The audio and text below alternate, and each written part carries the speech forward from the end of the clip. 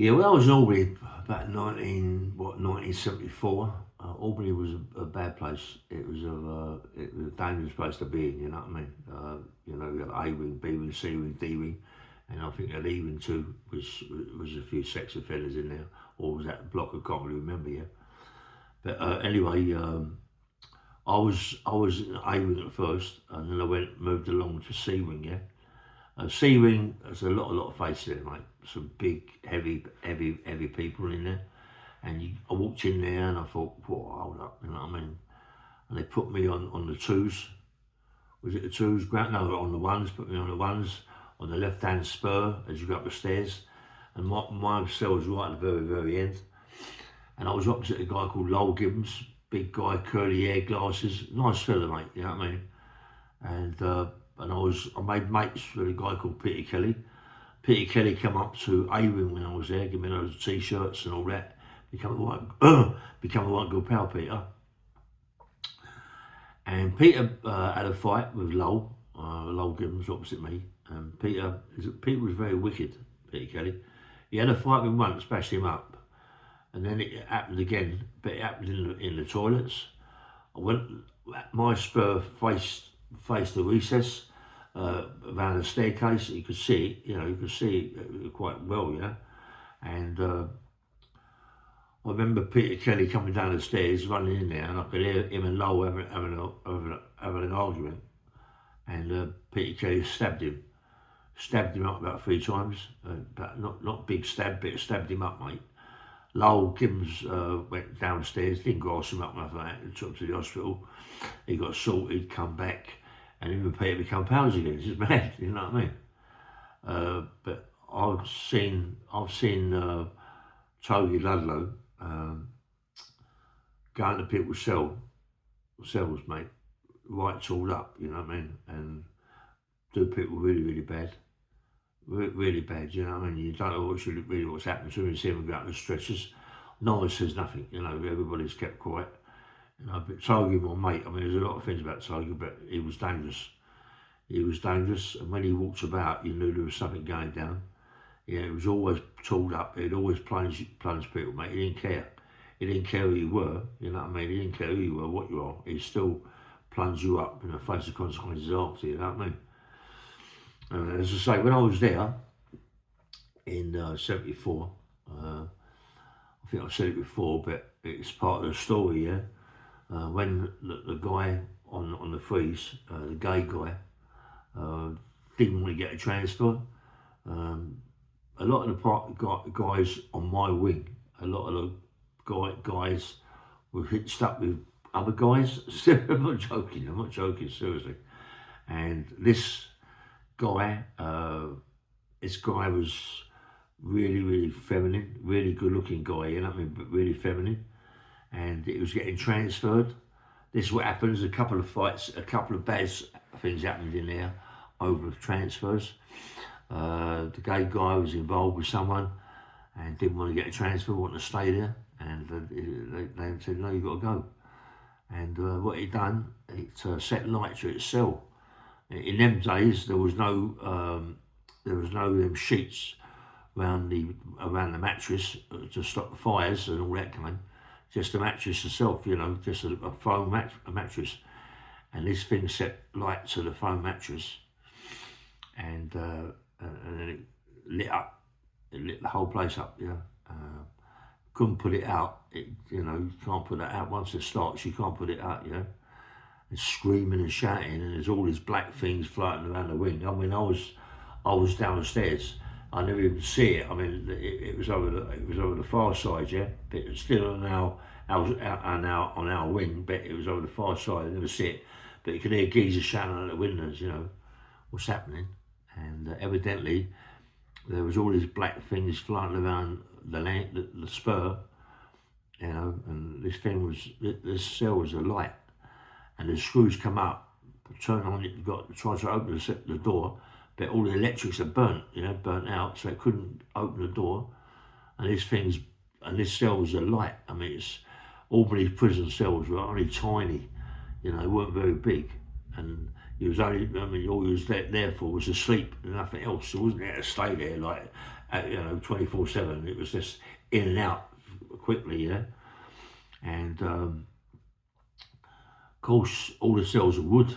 The only thing in there is the metal, but because it's so tiny, everything's so close together. And when it set the mattress alight, wow, it just went up, you know, went up. The whole lot went up, and this thing's screaming and shouting, and the smoke is choking it. You know, it's trying to get itself out the window, and they're only tiny little windows, you know, ones you push out. And it's screaming and shouting. Everyone's going mad, bashing the doors. You could hear it downstairs. Everyone's screaming. And the screws are rushing around like lunatics. And evidently, they tried to get the electrics open to open the door, and they couldn't open it. So they had to get in touch with the guy, security, to come up with the keys to open the cells, rather. But when the time they come up with the key to open the cell, then they couldn't get the keys in the cell, in the lock, because it's so hot. But eventually, when it opened the door, this gay guy ran out of the cell. A light, you know, it was light, and it was like, you know, just run down the end of the landing and collapsed, you know. But it was a light. They tried to, you know, but it was too late. I mean, this thing was dead. He was dead. He was dead, mate. He was running out with adrenaline. I think the adrenaline made him run or whatever, you know. But he was dead, mate.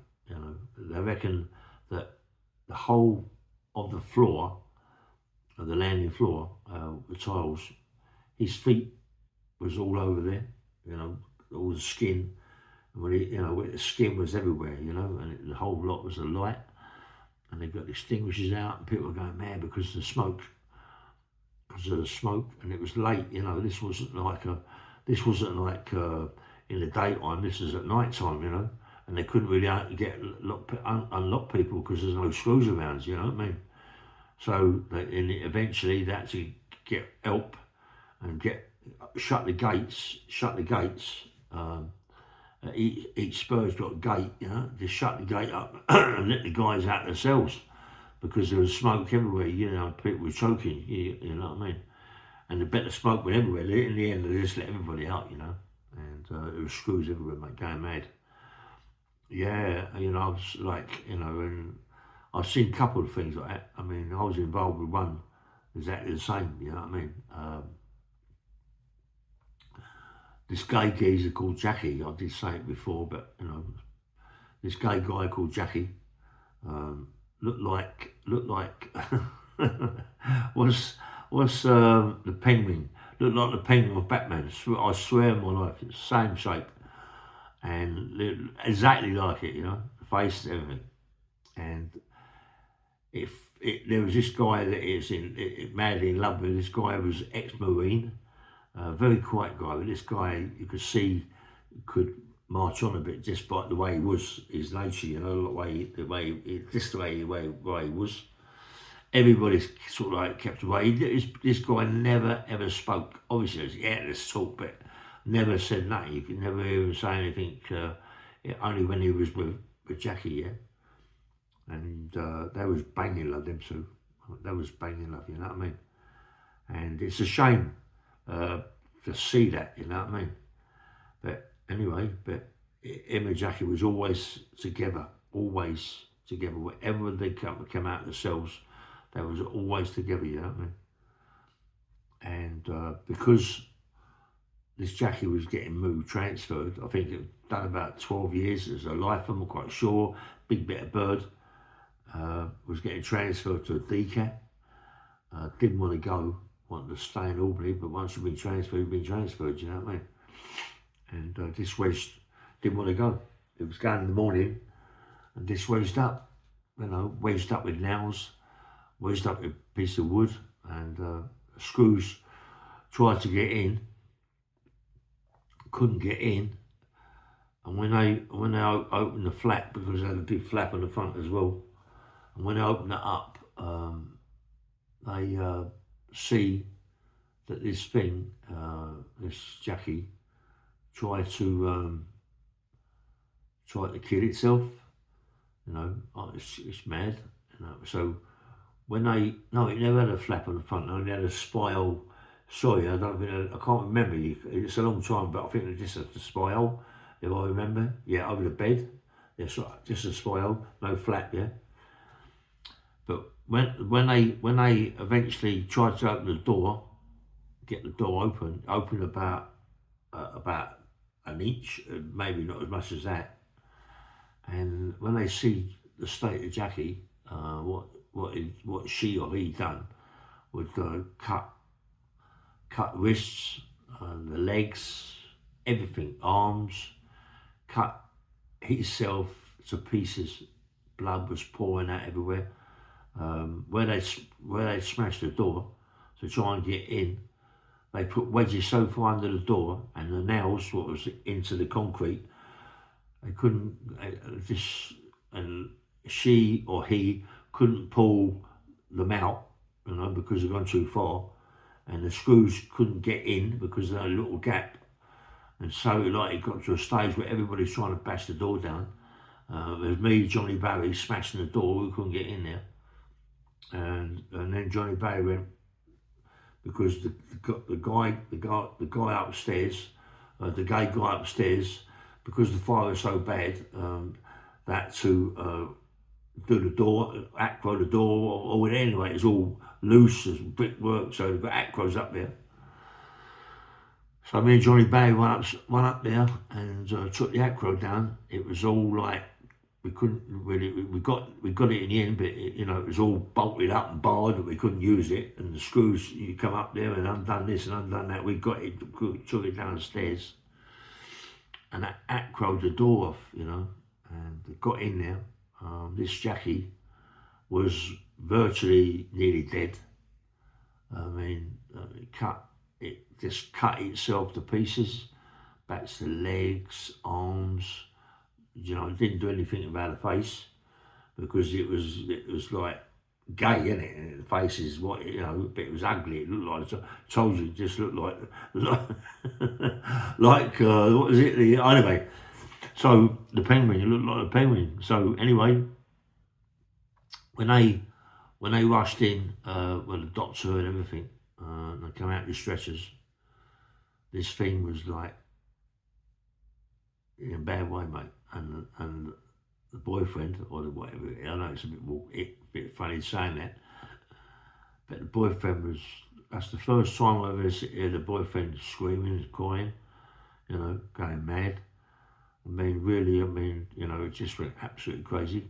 I think that sedate the guy, he was like, he become dangerous.